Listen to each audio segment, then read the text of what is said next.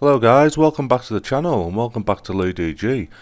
Today we're in City Skylines, and if you are new, welcome. We're in the City of Hope. We are going to be building the football stadium, or the stade de football. But I just want to send out a quick message to everybody before I start talking about the episode, just with everything that's going on in the country, and in the world in fact. It is worrying times for everyone. We're in a boat like a lot of people, I've touched down on it in past. My daughter's got 2 rare chromosome disorders. She comes with quite a lot of medical issues, and obviously we're all in lockdown for a very good reason. So it's a crap place to be in, but all those people who are out there working, who are busting their nuts to trying to keep us healthy and in a semi livable life, I suppose, is one way to put it. Thank you all, supermarket staff, healthcare professionals, service staff, polices, cleaners. I mean, those guys putting themselves at risk quite a lot. Yeah, thank you, and thank you again, more than anything. So, obviously with that out the way, I didn't want to touch down on it too much, just because it is a crap place, it is a crap time, and, we don't want to be bogged down by it, I suppose, is one way to put it. So, that's out the way, that's scratched off and done. So, today, guys, obviously, it is our football stadium. So, as you could see at the start, I wanted in my head straight away was to make something that was, it was wanting it quite open and a lot of football pitches around, 5-a-side, normal size pitches, just for the simple fact that, you can come, you can play your football, and then obviously you've got the big match. So I dropped down a lot of car parks, and you'll see shortly I do put in a large amount of disabled spaces, which is, I do change. They look absolutely gaudy after I put them in. It looked ridiculous, it really did.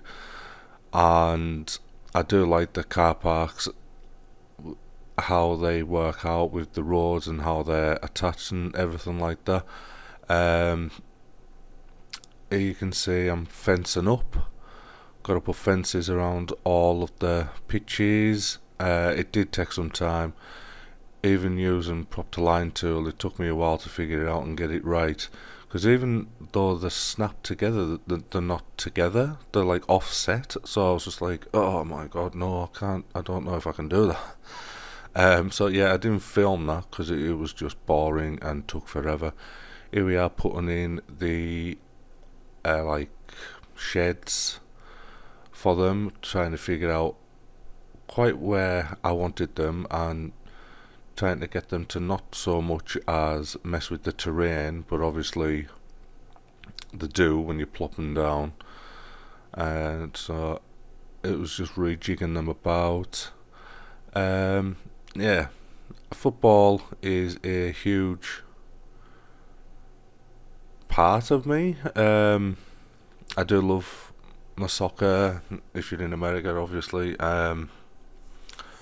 it's a brilliant game. I do love it. Yeah, you can see the fight I was having there, and I moved them right up to the road just so they can get out of the way.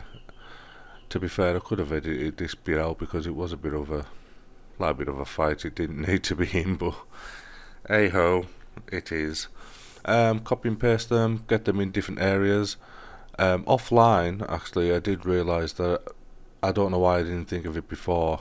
With the move it tool, obviously you can raise the pitch. So I raised the pitch and everything looked better and more aligned. There was a little bit of a height on it, but it wasn't nothing massive for out like that. It wasn't insanely big, and yeah, it starts looking good. Here we are with the car parks. They go in pretty easy. The normal ones, they tend to anyhow. It's just me being rather finicky, trying to get them all bob on and everything like that. I do tend to just fight with myself more than anything else. Let's quickly touch base on Sunset Harbour. Now, Sunset Harbour's due to be released today. I will be getting it. I will be jumping straight into it. I'll be doing her own new city, and it's going to be called Ansgate, and when it's done, hopefully it'll look absolutely fantastic. I can't wait for the stuff to drop. Obviously we have overground metro now, which looks fantastic. We have 5 new maps, which is why I wanted to do a new build, and it's going to be focused on just all the stuff in Sunset Harbour. And yeah, I'm really looking forward to it. I really am. I think the game's been screaming out for a new DLC, and it's good that it's dropping on all, platforms, console. There's free updates. There's new content creator pack, or the Japanese, which looks absolutely incredible. Some of the stuff that's in there, and it's going to be a fun series. I think it is. It's going to be a let's play. There won't be any speed build, so I will be just playing right through, trying to get it done and up as quick as possible. Here you can see the disabled parking. Honestly, I looked at it and I've done not a lot of changes, just made it look more realistic, because honestly it just looks stupid like that. It really is. I mean, it's not friendly at all, and it's not disabled friendly. It's just way too compact, and yeah, it's not really what is it, disabled friendly, shall we say. I should know about that. Got to give a bit more room and stuff. Here they are putting in some electric car ones. I don't put many of them in, I just put them in across this top part here, and it's just for the simple fact that, well, so they've got some electric parking. I've got electric vehicles in my city, so they need to park them somewhere, right? Yeah, so back to Sunset Harbour. Yeah, I am looking forward to it. The fishing looks absolutely incredible. The pollution side of it and stuff like that looks insane. It looks like it's going to be fun, and I can't wait. I really can't. I think a lot of people are going to be really happy with it and pleasantly surprised at the same time. And I mean, it's only £15, I think, $14.99 as well. So it's not that bad really for the amount of stuff you're getting. You get the helicopters, which again look incredible. The little small planes for people. I think it's going to be class. I really do. Here we are setting up the road. I did have a little bit of a fight with that roundabout. I ended up moving it, but I didn't edit it in. It was just, I just clicked over it with the movie tool and found it to a place where I felt it would be more accessible, more doable. Obviously my patented one on one off, which I always do for most of my roundabouts, and I got a road that connects straight from the industry at the bottom of the forestry area. I've got a roundabout there that comes right over, and that's just a two-way highway, and it's working like a dream at the minute. It really is. The whole city is. I mean, I'm running anywhere between 95 till 100% on my traffic, which fantastic considering that I don't use Traffic Manager. I don't know why it's working. It just seems to be working really, really well. So I'm not complaining at all. Maybe further down the line it may be worse. I have no idea. Hopefully it won't, but who knows. So we can see we're putting in a roundabout, and it's going nicely in, and when the cars come in, they're all set up one way, so they'll follow the road system around. Hopefully that encourages them when they are in there to use the parking bays. It does normally get used, and you can see it, our double trumpet, which is there off to the left, which works really well. I was quite surprised that it didn't cause major backups, obviously with them being really close, but it actually doesn't. It really doesn't. So yeah, I mean, I'm connecting up here to our sunken highway, which is just beyond where that roundabout is. It's on, obviously, for the top of it, around the industrial estate and around the water treatment plants and everything else. And yeah, something else that, I mean, it works. But apart from the fact that I have two dead people icons that for some reason will not get picked up and will not get sorted, I have no idea why they won't, and honestly it's doing me nothing.